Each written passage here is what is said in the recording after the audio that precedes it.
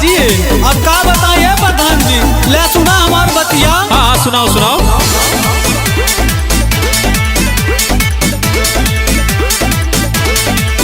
इनकार हम बनी पतोहिया, हमसे लगावल चाहे नहिया। कौनो दिन महाभारत रचा दे हब, हमर माथा खराब हो जहिया।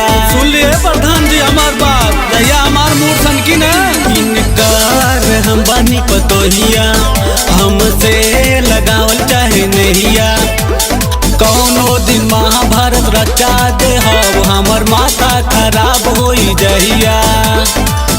रोज रोज के रही ये झमेल ये साहब जी, भेजब 376 लगा के जेल ये साहब जी। भेजब 376 लगा के जेल ये साहब जी। का हो बुढ़ऊ, तू मरवा दम छीना रहे हवा का? अरे नहीं बाबू, ये सब गलत बात है।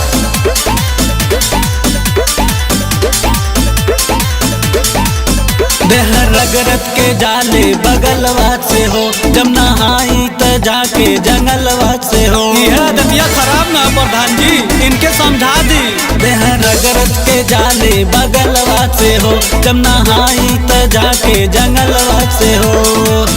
खेली है जे उल्टा सीधा खेल ये साहब जी, भेजब 376 लगा के जेल ये साहब जी।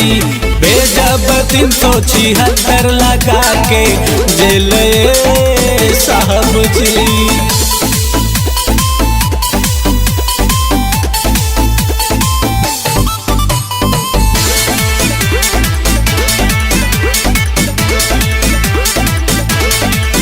दसवरिया जी आज बरियाई हो, न त देहब दिलीप से बताई हो। ये प्रधान जी सुन ली, हम बहुत बर्दाश्त करत हैं। दसवरिया जी आज बरियाई हो, न त देहब दिलीप से बताई हो।